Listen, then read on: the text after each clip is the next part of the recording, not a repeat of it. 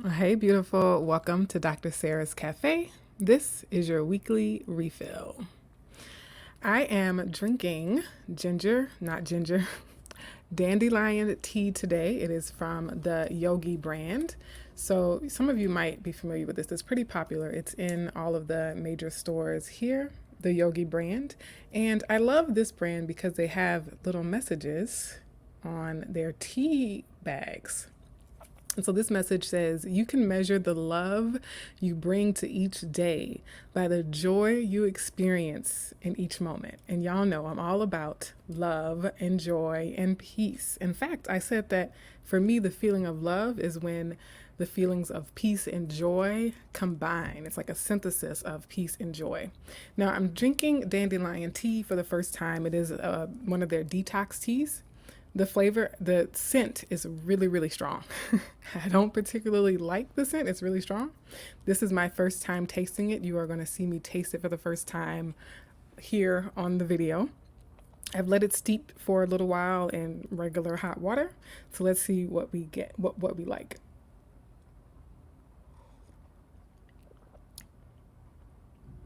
Okay, I think it needs to steep a little longer. The taste is not particularly strong in either direction. Now, this does have several other ingredients besides just the dandelion piece, so that could be impacting the flavor a bit. It's not sweetened. I haven't put any sugar or honey in it. It's just the tea bag steeped in water. Let's give it one more sip and see what we think. Okay, so the smell is really strong, but as far as I can tell for now, the flavor is pretty benign. The flavor is very, very mild, not really even noticeable, to be honest, relative to how strong the smell is, which is surprising. Now, I wonder if I let it steep longer. We'll see as the show progresses if, this taste gets a little bit stronger. But the reason why this tea and why I'm spending time to talk to you about it is because the flavor of the week is dandelion. Yes, we are talking about dandelions this week as the flavor of the week. And I don't know if you all are like me, where I used to love making wishes on dandelions. I know they're considered a weed by many people, but and they often are bright yellow flowers. But I like when they turn into the little translucent ball of fluff. And the urban legend is that if you make a wish and you blow the dandelion seeds, then your wish will come true. And I always loved that as a kid. And I also love the sort of magical quality of that translucent puffiness, right? It just feels like airy fairy. So let's look at why I'm focusing on dandelion as the theme for the week.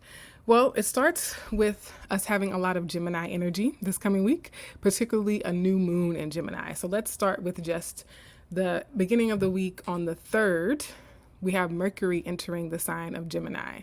And so Mercury entering the sign of Gemini, it's also going to be conjunct Jupiter. And so a lot of people have been talking about Jupiter and Gemini as like growth and expansion, abundance and good luck and all these things, right? But Mercury being ideas and thoughts and understanding, communication, it's just going to really, really, really, really amplify those things. And I'm going to reach into my pocket and get my rings. My fingers feel naked without my rings. And then we also have the Sun conjunct Venus in Gemini, y'all. So this is even more exciting. So if you've been watching these videos, you know how I feel about Venus. And it's not just me, it's the archetype of Venus being such beauty, love, prosperity, right? Comfort and grace. And so for the Sun to be conjunct Venus, we call it a cazimi. That means that energy is just going to be magnified. There's going to be a huge spotlight shining on the beauty of Venus, right? Now, some people say that Venus being so in the center of the sun, in the heart of the sun, can sort of drown out or wash out its power or its influence. But based on the tarot cards that have come out, I think this is just going to be quite amazing, like just a stunning energy for us. And then, of course, that new moon energy, as we've talked about with other new moons on this channel for these weekly refills. The new moon in Gemini, it's going to be conjunct all of that lovely energy. It's going to be conjunct Mercury, its ruler. It's going to be conjunct Jupiter, Venus, and of course, it's going to be conjunct the sun because that's what new moons are. And that's happening on June 6th, which By the way, if you didn't know, it's my birthday. Oh my gosh. Y'all, I'm having a new moon on my birthday. It's not going to be exactly conjunct at the exact hour and minute of my solar return, but it's going to be smack dab close up into it. Okay, so I'm going to be trying to record these videos in advance because I am going on a trip, a vacation for my birthday week. So I will schedule out next Sunday's refill in advance. So wish me a happy birthday in the comments either this week or next week. I would welcome that. Okay, so back to the new moon energy. However, we know that new moons are when we can plant seeds of intention.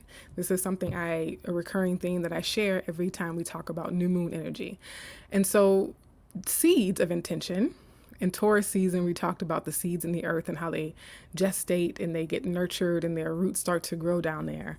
But because Gemini is an air sign, I thought, or it brought to mind the idea of the dandelion seeds, because the dandelion seeds are spread through the air. Yes, they do eventually get planted. They do eventually have to go under the ground in the soil in order for them to spring up as plants, right? But initially, they are spread. So that's huge for Jupiter and Gemini. Jupiter and Gemini is spreading ideas, expanding communication.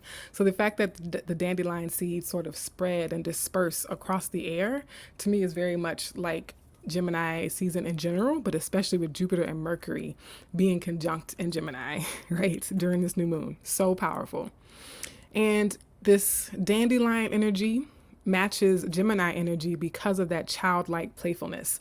Gemini is one of the zodiac signs that is considered to be very young-hearted, very childlike, very playful, a lot of witty banter, right? And so the playfulness, the associations of dandelion seeds with childhood and making those wishes really brings to mind that playfulness and that delightfulness. But also I'm getting gentleness with the gentle or sort of delicate nature of the dandelion itself and the delicate nature of its seeds, okay? And also ideas can be a synonym or could be analogous to wishes. And so spreading ideas on the wind, Mercury, Jupiter, and Gemini, but also spreading our wishes on the wind. And then they spread like wild flowers, not like wildfires, like wildflowers. Okay, so how dandelions will just take over an entire field and you'll see nothing but beautiful yellow dandelions or beautiful, puffballs of dandelions. And so that's the astrology ingredients for the dandelion is the flavor of the week and this lovely Gemini season that we're in. But there are also some tarot ingredients here, and really it's just one card. So one card came out and it felt sufficient, and it was the Four of Swords. Now the Four of Swords is an air card. Swords represent air, so that's right in line with Gemini season. But it might sound counterintuitive, or it might sound like it's the opposite of what I've just been saying about spreading ideas and information and communication and all this lovely expansion and growth. Because the Four of Swords represents rest, recuperation, and sleep, quiet, peace, stillness, dreams, prayers, and meditations. And I don't think that this is opposite at all. I think this is actually very appropriate. So for one, it can, with the rest and recuperation and peace, it can represent vacation. So this partly came out for me going on vacation for my birthday season, I think, but also for everyone, for all of us. There is going to be a need to get still, to get quiet, to quiet the mind, because there can be an overwhelm of information. There can be an overwhelm of communication. This is when that spreading of ideas and that growth and expansion of communication and facts and information with Jupiter conjunct Mercury and Gemini can go to the other extreme of just being flooded with all sorts of communication and information, and you're not sure what's correct, what's accurate, because it can also be the spread of misinformation, right? So it's going to be really, really important for us this season to get still, to get quiet, and to be able to drown out the noise so that we can gain clarity with our communication. And I'm also feeling that because there is going to be a lot, because Jupiter is going to bring a lot with it during this transit, and a lot of can feel like chaos to some people who aren't used to that energy. Someone like me who is a Gemini, who has a Gemini stellium, meaning I have a lot of planets, important planets in the sign of Gemini in my birth chart. I'm very used to Gemini energy, right? But if you're not naturally wired for Gemini energy, then this can feel overwhelming to some people. And so don't hesitate. Don't be shy about saying, you know what, I'm going to stay in for the night. I'm going to turn off the TV, turn off the devices. I'm going to put my phone on do not disturb for a few hours. I'm going to take naps, going to rest, going to unplug, unwind, log off the social media accounts, and just rest and recuperate. Now, the other really, really important thing that I want to point out here, you'll see it's underlined and it's in bold font, is dreams. So if you can see this picture, the guy, the person, the figure here is rested in repose, almost like with prayer hands and just laying, horizontally like they're sleeping. And so that has a lot to do with dreams, prayers, and meditations. Dreams in particular, though, is something that is very special to me. And so I want to kind of share and elaborate on this for you all, especially since it's presented here with the Four of Swords. The reason why I'm doing all this work started years ago, many years ago. I think either high school or early college, when I had dreams so vivid and so powerful that I searched for meaning. I searched for answers as to why I was having those dreams, what dreams meant, why people dream, what the symbols mean, how to interpret dreams.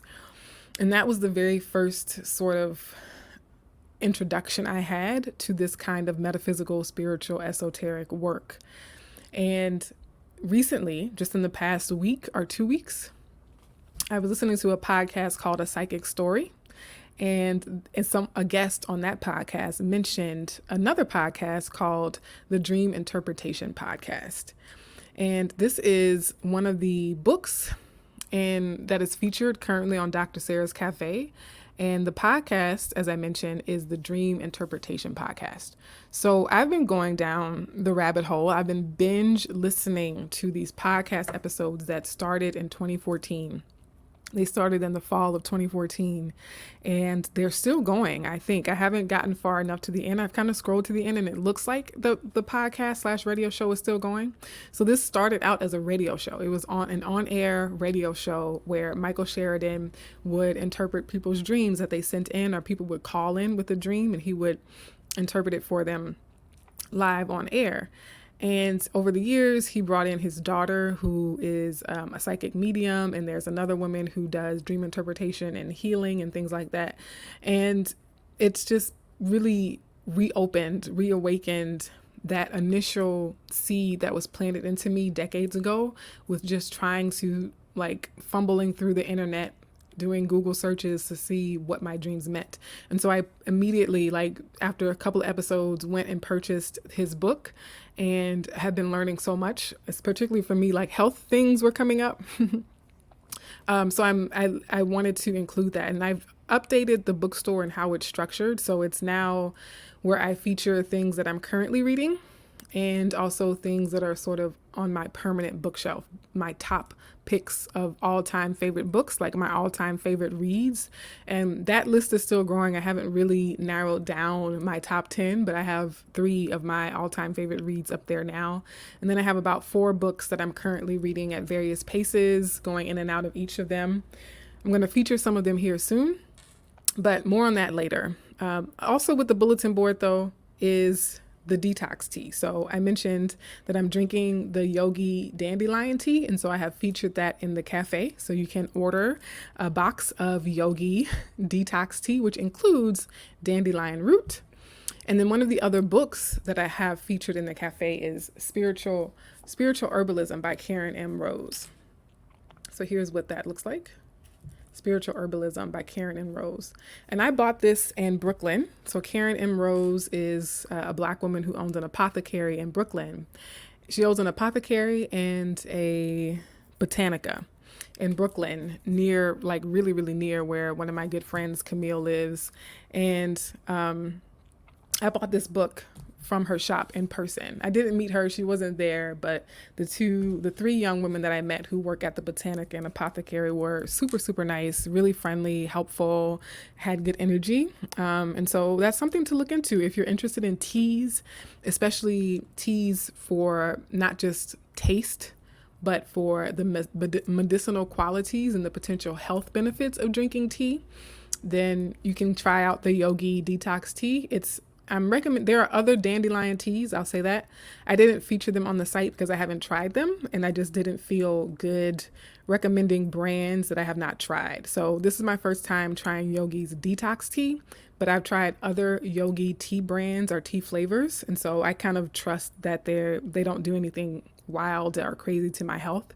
And then the spiritual herbalism book is almost like a recipe book, right? It really like walks you through not only the meaning of different plants, but also like gives you specific recipes and teaches you the science of how to prepare them. And it does say transform, heal, and remember with the power of plants and ancestral medicine. And so a lot of this is, indigenous practices from Africa and Native American populations, right?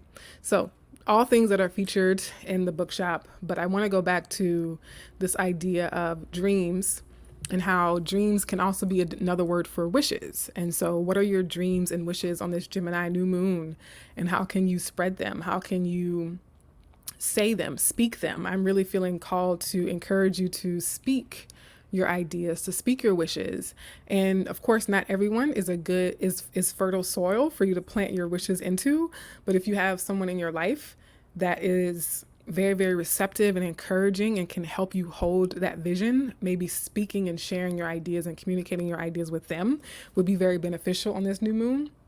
But it also doesn't have to be communicating them to other people. You can just recite your affirmations or recite your intentions to yourself, right? It's the act of speaking, even if no one else is around, even if you're not speaking them to someone else. It could really be beneficial during Gemini season to use your voice, and not just your voice, but journaling and writing down your intentions. So for Gemini new moon, especially because Gemini rules communication, rules language, speech, information, text, writing, all those things, you want to actually write down your dreams, wishes, and intentions, and you can vocalize them. So what I have done in the past is I would write them down, I would read them back silently, and then I would vocalize them, right? Just to myself. Okay, let's keep going because we do have more goodies. And this one is the Divinity Leaves. Divinity Leaves. We have the Love and Relationship card from this deck here. This deck. And the message is, I attract only positive, supportive, fun-loving people into my life. And you see I'm featuring the dandelion tea here, and I've also changed the name from the Divinity Message to the Divinity Leaves, because for those of you who are into spiritual practices, you know that reading the tea leaves is a form of divination. It's, for some people, they can use tea or tea remnants or tea leaves to divine messages or to channel messages. So again, love and relationships. We talked about Gemini being good for relationships, how this Gemini season might even be a romantic season. So it could include romantic relationships for some of you, or just the gamut of relationships from family to coworkers and everything in between. So affirming to yourself, I attract only positive, supportive, fun-loving people into my life. The fun-loving, again, perfect for Gemini season, but also positive and supportive. This includes people who support your dreams, people who support your intentions. So not everyone needs to hear your vision or your ideas. I'll give you an example. I had an idea for a book, and I told the wrong person, and they planted this seed of doubt. And, I feel like it really impacted me not like ever writing that book. But the good news is I'm writing an even better book that's going to be an international bestseller. So there you go. Maybe I wasn't meant to write that particular book at that time, and my time to become a world-renowned best-selling author is now. But they were sort of like, well, who are you to write a book? Who am I to write a book, right? And so you do want to be discerning. You want to practice discernment about who you allow into your life, who you allow into your inner circle in particular, and who you trust with the seeds and the wishes and the dreams and intentions that you set during this Gemini new moon and otherwise, okay? Now, I'm really excited about this. The pastry and poetry. So I'm doing a summer book club, y'all. Okay. It was originally part of the idea for the cafe, for the virtual cafe, the membership piece, to have a summer book club, a summer read along, or summer book camp where we read a book together. And so if you're interested in joining the membership piece of Dr. Sarah's Cafe, not just the YouTube or the website, but actually being a member and being invited to our live meetups and our online discussion forums and group challenges, then make sure you join the mailing list, which is on the website. So part of what we're going to be doing in there this summer is a summer book club. It is a really small, intimate group right now. And so now's the perfect time to get in when, we all have full access and can be fully engaged. And the featured book is A Love Song for Ricky Wilde, and it's by an author named Tia Williams. The pastry this week is a basket of bread, just because I really like this image. It's not tied to anything. It's not, it's not that deep as to why I chose a basket of bread as the pastry for the week, other than I just really, really loved this image and wanted to use it as part of the pastry and poetry segment. So also I love warm bread. I love warm, buttery bread, fresh out the oven, handmade. One of my roommates, when I lived in the Bay Area in California, one of my roommates was a guy who was half Italian, half Filipino, and he made gourmet bread from scratch. And the other four of us, it was 5 of us in the house, the other 4 of us, whenever he would be baking bread, we would all just be like lurking around, just hoping that he offered us a piece or offered us a slice. But back to the book though. Here it is. I bought this book recently while traveling. Let me go full screen for this. A Love Song for Ricky Wilde by Tia Williams. I bought this book in a bookstore while traveling. I might have been traveling through London or to or from London, because it was this year, and that's really the only, pretty much the only travel I did was London and Ghana. So I bought it early this year. And I didn't know that Tia Williams was also the author of The Perfect Find, which is now a Netflix movie starring Gabrielle Union, a Netflix movie which I loved and that I watched like 10 times when it came out. I was in Costa Rica when the movie came out, and because I love Gabrielle Union. And so I didn't know that Tia Williams wrote that story that the movie is based on until I was doing research for this episode. But I was drawn to this book, A Love Song for Ricky Wilde, well, partly because the cover. I think the cover is really, really beautiful. I love the colors and the way they're shining, the iridescent melanin, right? Iridescent melanin. It's just really beautiful. But this description is part of why I went ahead and got the book. It says, when a regal nonagenarian, Miss Della, invites her to rent the bottom floor of her Harlem brownstone, Ricky jumps at the chance for a fresh beginning. She leaves behind her family, wealth, and chaotic romantic decisions to realize her dream of opening a flower shop in New York City. And just beneath the surface of her neighborhood, the music, stories, and dazzling drama of the Harlem Renaissance still simmers. Y'all. I don't know if you know this about me, but my relationship to Harlem and the Harlem Renaissance is like, one of my friends, Camille, my friend, said that, she thinks I was James Baldwin in a past life, right?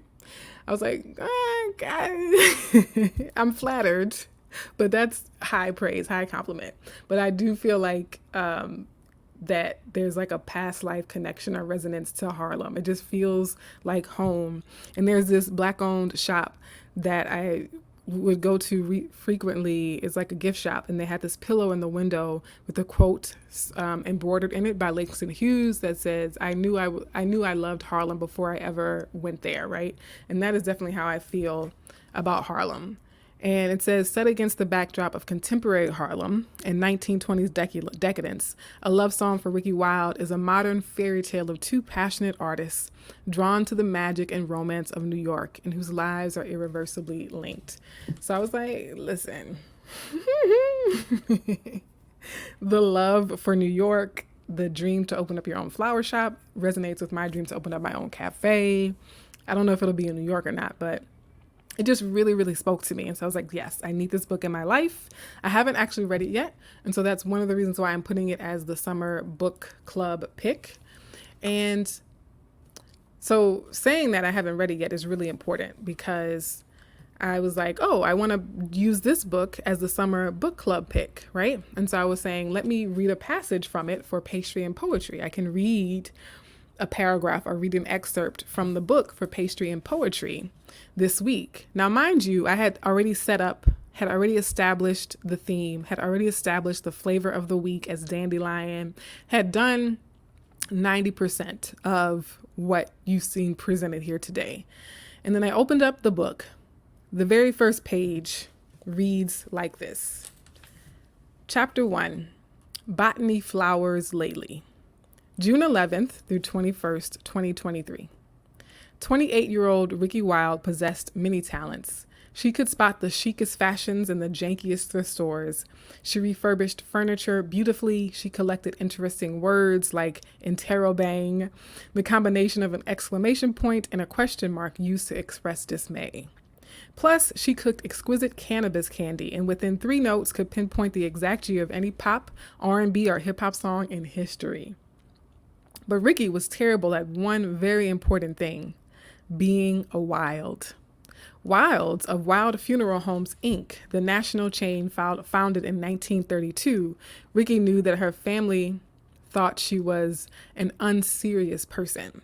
Her only resemblance to the Wildes was her face, which was a carbon copy of those of her socialite sisters, Rashida, Regina, and Ray. Each born a year apart, they were frequently referred to as Rashida Gina Ray. But where her sisters were long-stemmed roses, Ricky, younger than Ray by 15 years, was a dandelion. A bloom that looked like a flower, but was really a weed, born to erupt into fluff, floating wherever the wind blew. I'm telling y'all, the synchronicities, okay? The synchronicities. Listen, okay? At least 2 weeks before I read that passage, I had established the flavor of the week as dandelion. I knew the flavor of the week is going to be dandelion. Here are the reasons why. Here's the astrology. Here's the tarot. Here's the main ingredients. Here's the divinity message, right? And then I was, again, just drawn. I was like, and the same thing happened with the Bruce Lee. The same thing happened with the Bruce Lee text. If you remember the Tao of Jeet Kune Do, I was just like, oh, I just feel like using this book. I just feel like featuring this book, a book that I had never read, on the week that I'm making the flavor of the week a dandelion. And in this book, the main character is compared to a dandelion on the first page. And not only is she compared to a dandelion, but the last sentence on the first page, a bloomed that looked like a flower, but was really a weed, born to erupt into fluff, floating wherever the wind blew. That's not the confirmation of the month, okay? Also, with it being a love story, the very first refill that we did for Gemini season was, is Gemini season going to be a romantic season? Is it going to be a romantic Gemini season? So I think there's some of that theme carrying forward through this phase of Gemini season as well, and wanting to tap into that romantic feeling that is available to us, especially with Venus and Gemini at this time, conjunct this new moon, okay? So, I mean, for me, I'm like, I eat that stuff up, right? Like those synchronicities are not just mere coincidences. They are confirmations that you're doing the right thing, confirmations on confirmations on confirmations that this is a path, a destined path that is unfolding, and I'm committed to it, right? Now, your to go or your takeaway is I plant my seeds of intention and release them to the winds of divine will. Your to go slash takeaway is I plant my seeds of intention and release them to the winds of divine will. So, with that, my dear ones, we end. I will say also one thing I'm starting.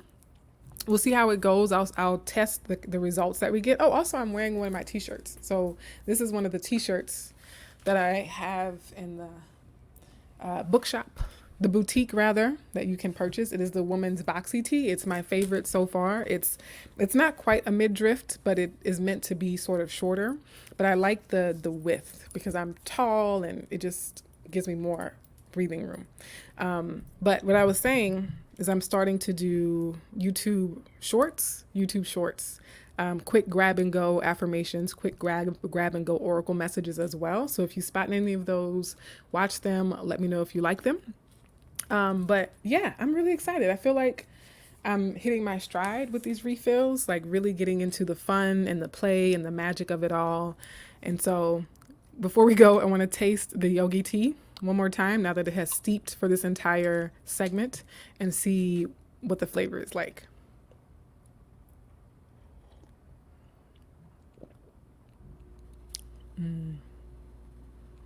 The flavor is a little stronger, but it's still nondescript, at least to me. I've never really been the greatest at identifying taste and flavors and notes and hints of XYZ. In the spiritual herbalism book, there's a whole segment on dandelions here, page 84. Isn't that cool? She has a whole section just on dandelions, and it's also considered to be a bitter taste, to have a slightly bitter taste. Okay. All right. I gotta let you go, but I will see you next time.